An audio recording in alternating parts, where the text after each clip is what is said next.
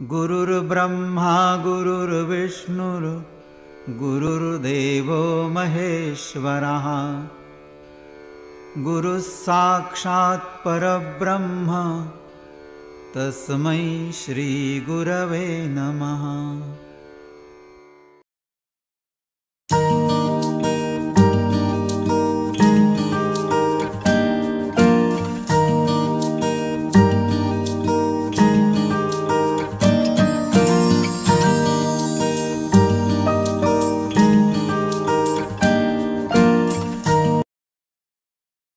जय हिंद। मैं आयुषी जैन सरोजनी नायडू शासकीय कन्या स्नातकोत्तर महाविद्यालय भोपाल एमए हिंदी साहित्य द्वितीय संसद की छात्रा हूँ। मैं हमारी मार्गदर्शक प्रोफेसर ललिता त्रिपाठी मैम की मार्गदर्शन में अपनी वीडियो प्रस्तुति मार्क्सवादी सिद्धांत एवं समालोचना पर देने जा रही हूँ। मार्क्सवादी सिद्धांत एवं समालोचना को बताने के पूर्व में मार्क्सवादी सिद्धांत के जनक एवं प्रणेता कहे जाने वाले कार्ल मार्क्स का परिचय देना चाहूंगी। कार्ल मार्क्स, जिनकी समयावधि सन 1818 ईस्वी से लेकर 1883 ईस्वी तक रही, एक जर्मन दार्शनिक, समाजशास्त्री, पत्रकार और वैज्ञानिक समाजवाद के प्रणेता थे। कार्ल मार्क्स मार्क्सवाद के व्याख्याता के रूप में भी जाने जाते हैं। इनका जन्म 5 मई 1818 को त्रिवेश प्रशा के एक यहूदी परिवार में हुआ था। कार्ल मार्क्स ने बर्लिन में साहित्य, इतिहास और दर्शन का अध्ययन किया। इसी काल में वे हीगेल के दर्शन से भी प्रभावित हुए। कार्ल मार्क्स ने होली फैमिली नामक एक पुस्तक प्रकाशित करवाई, जिसमें उन्होंने सर्वहारा वर्ग और भौतिक दर्शन की सैद्धांतिक विचारधारा पर सर्वाधिक प्रकाश डाला। मार्क्स के अनुसार विश्व में अशांति एवं असंतोष का कारण गरीबों एवं अमीरों के मध्य वर्ग संघर्ष ही है। द पॉवर्टी ऑफ फिलोसॉफी भी उनकी एक प्रसिद्ध पुस्तक है एवं उनकी अन्य पुस्तकें इस प्रकार हैं: दास कैपिटल 1867, जर्मन विचारधारा 1837 एवं कम्युनिस्ट पार्टी का घोषणा पत्र, जो उन्होंने सर फ्रेडरिक एंगल्स के साथ में सन 1848 में प्रकाशित कराया। 1883 में मार्क्स की मृत्यु हो गई। आइए जानते हैं मार्क्सवादी सिद्धांत के बारे में। मार्क्सवादी सिद्धांत के प्रणेता कार्ल मार्क्स एक समाजवादी विचारक थे। ये यथार्थ पर आधारित समाजवादी विचारक के रूप में जाने जाते हैं। सामाजिक राजनीतिक दर्शन में मार्क्सवाद उत्पादन के साधनों पर सामाजिक स्वामित्व द्वारा वर्ग विहीन समाज की स्थापना के संकल्प की एक साम्यवादी विचारधारा है। मूलतः मार्क्सवाद उन आर्थिक, राजनीतिक और आर्थिक सिद्धांतों का समुच्चय है जिन्हें 19वीं एवं 20वीं सदी में कार्ल मार्क्स, फ्रेडरिक एंगल्स और व्लादिमीर लेनिन तथा साथी विचारकों ने समाजवाद के वैज्ञानिक आधार की पुष्टि के लिए प्रस्तुत किया। कार्ल मार्क्स ने कला एवं साहित्य संबंधी अपने विचार लिटरेचर एंड आर्ट नामक किताब में प्रस्तुत किए हैं, जो उनके ग्रंथ a contribution to the critique of political economic नामक ग्रंथ की प्रस्तावना है। मार्क्सवाद की विशेषता है कि यह सपनों और भावनाओं की कोमल भूमि को नहीं, बल्कि सत्य एवं परिस्थिति के कठोर धरातल को स्वीकार करता है। मार्क्सवादी चिंतन के विभिन्न रूप इस प्रकार से हैं। मुख्यतः द्वंद्वात्मक भौतिकवाद, ऐतिहासिक भौतिकवाद या इतिहास की भौतिकवादी व्याख्या, वर्ग संघर्ष का सिद्धांत, अतिरिक्त मूल्य का सिद्धांत। आइए जानते हैं द्वंद्वात्मक भौतिकवाद के बारे में।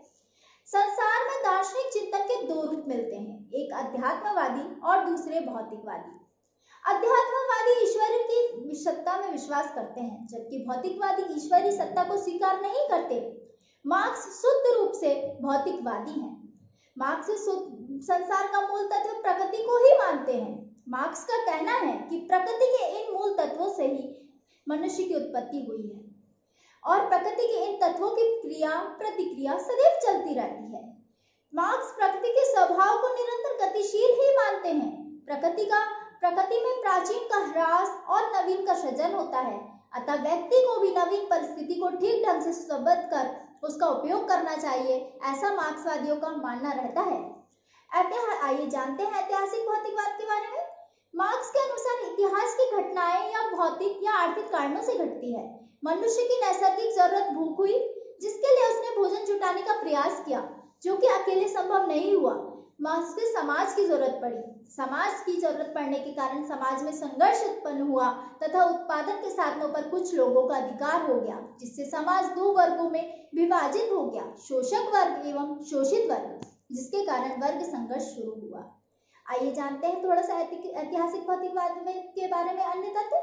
यह मार्क्स द्वारा प्रस्तुत इतिहास एवं सामाजिक परिवर्तन का एक सिद्धांत है जो साहित्य, संस्कृति और सामाजिक परिवर्तन की समस्त व्याख्या आदर्शवाद के विपरीत भौतिक मूल्यों पर आधारित उत्पादन प्रणाली के आधार पर करता है। यह सामाजिक जीवन के विभिन्न पहलुओं का अलग अलग अध्ययन नहीं करता, बल्कि समाज के नियम व प्रेरक शक्तियों का अध्ययन करता है। आइए जानते हैं अतिरिक्त मूल्य के सिद्धांत के बारे में तथ्य। यह एक आर्थिक सिद्धांत है जो मार्क्स द्वारा दिया गया। जब किसी वस्तु का निर्माण होता है तो समस्त निर्माण में कच्चे निर्माण से लेकर अंतिम उत्पाद बनने तक जो अतिरिक्त मूल्य पैदा होता है वह पूंजीपति का लाभ होता है, जबकि वह लाभ एवं अतिरिक्त मूल्य पैदा करने में सबसे अधिक योगदान मजदूर वर्ग का होता है। ऐसा मार्क्सवादी मानते रहे हैं। राजनीति में जो मार्क्सवाद है, साहित्य में वही प्रगतिवाद है, जिसकी शुरुआत सन 1936 से शुरू हुई। इतिहास की भौतिकवादी व्याख्या आर्थिक कारणों पर करने के लिए मार्क्सवादी ने मानव इतिहास को 5 युगों में बांट दिया।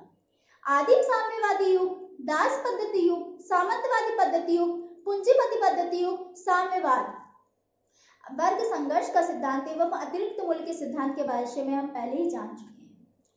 मार्क्सवाद साहित्य को भी समाज के परिवर्तन के एक टूल के रूप में मानता है। उसका मानना है कि लोगों में जागरण साहित्य के द्वारा ही पैदा किया जा सकता है। वे पूंजीवादी और सामंतवादी साहित्य का विरोध करते हैं।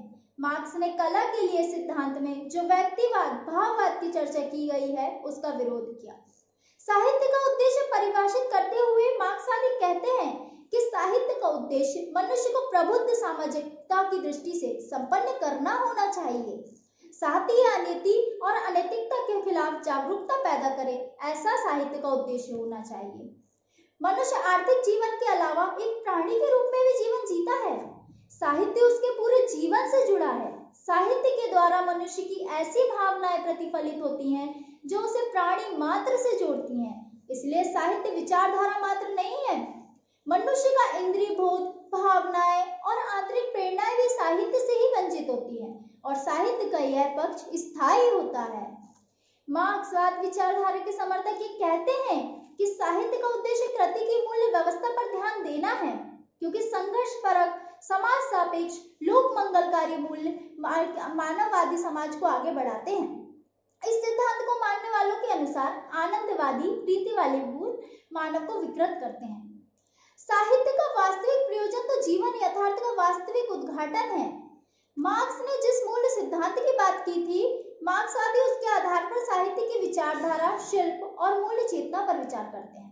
अधिकांश विद्वान जो इस विचारधारा के समर्थक हैं, वे साहित्य का अध्ययन द्वंद्वात्मक भौतिकवाद के सिद्धांतों की सहायता से करते हैं। इस सिद्धांत के अनुयायियों का मानना है कि सामाजिक और राजनीतिक शक्तियों में आर्थिक व्यवस्था, वर्ग संघर्ष का विशेष हाथ होता है। वे ये मानते हैं कि साहित्य का रूप का सृजन की साहित्यिक पृष्ठभूमि का अध्ययन दोनों को आर्थिक सामाजिक प्रवृत्तियों के आधार पर ही समझा जा सकता है।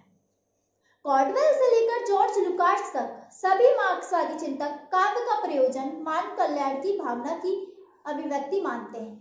किसी भी रचना के मूल्य और मूल्यांकन में ही उसका प्रयोजन निहित रहता है।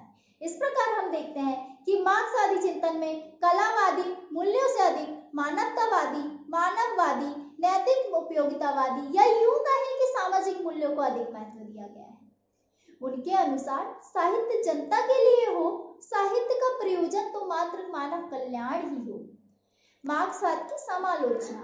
मार्क्सवाद की समालोचना विभिन्न राजनीतिक विचारधाराओं और अकादमिक विषयों द्वारा की गई है।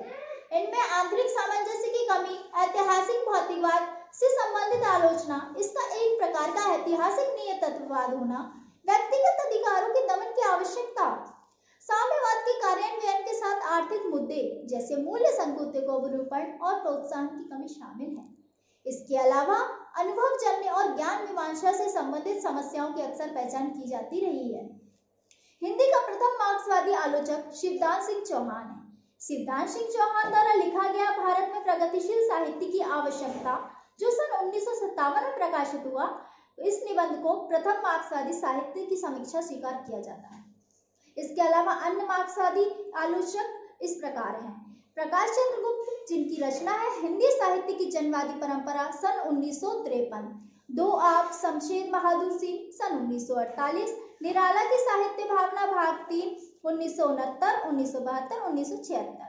मार्क्सवाद की आलोचना एवं विपक्ष में तर्क इस प्रकार है। मार्क्सवाद का उद्देश्य अस्पष्ट है। मार्क्सवाद की आलोचना का आधार उसके उद्देश्य की अस्पष्टता है।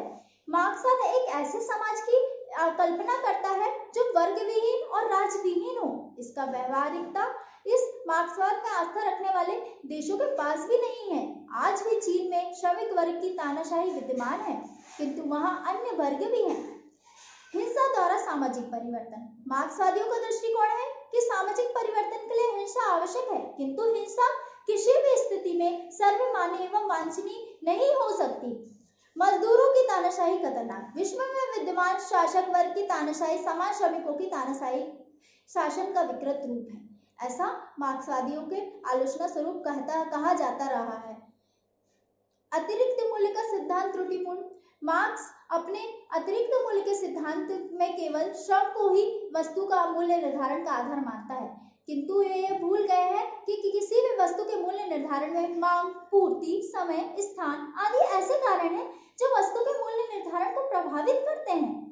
मार्क्सवाद की उपयुक्त आलोचना के निष्कर्ष स्वरूप यह कहा जा सकता है कि साम्यवाद या मार्क्सवाद विश्व की सबसे बड़ी विध्वंसक शक्ति है। विश्व में स्थायी शांति की कल्पना जब तक नहीं की जा सकती जब तक कि साम्यवादी विचारधारा में विश्व कल्याण तथा लोकतंत्र के लिए आवश्यक संशोधन न कर लिए जाएं। अंत में यह कहना चाहिए कि मार्क्सवाद की विभिन्न आलोचनाओं के बावजूद इसके महत्व को नकारा नहीं जा सकता। आज मार्क्सवाद ने पूरे विश्व को प्रभावित किया है। धन्यवाद।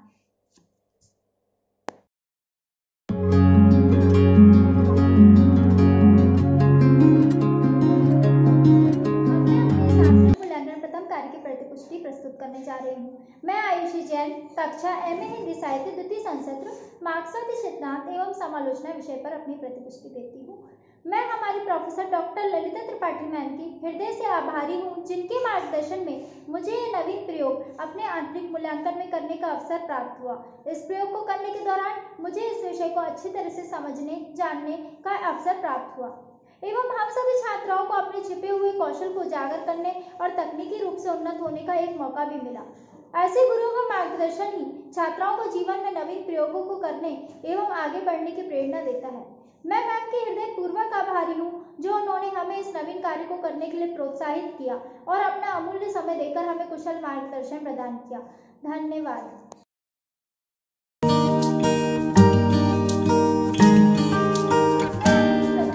प्रोफेसर ललिता त्रिपाठी मैम की हार्दिक आभारी हूँ, जिनके कुशल दिशा निर्देश व स्नेहपूर्ण मार्गदर्शन में रहकर मैं अपना यह आंतरिक मूल्यांकन कार्य पूर्ण कर पाई हूँ, जिन्होंने अपना अमूल्य समय निकालकर मुझे अपना मार्गदर्शन प्रदान किया। मैम के स्नेहपूर्ण मार्गदर्शन के कारण ही मैं इस शिक्षाप्रद कार्य को सार्थक रूप दे पाने में सफल हो पाई हूँ। अंततः मैं अपनी निष्ठा और ईमानदारी से मैम को कोटि आत्मीय आभार प्रकट करती हूँ। धन्यवाद।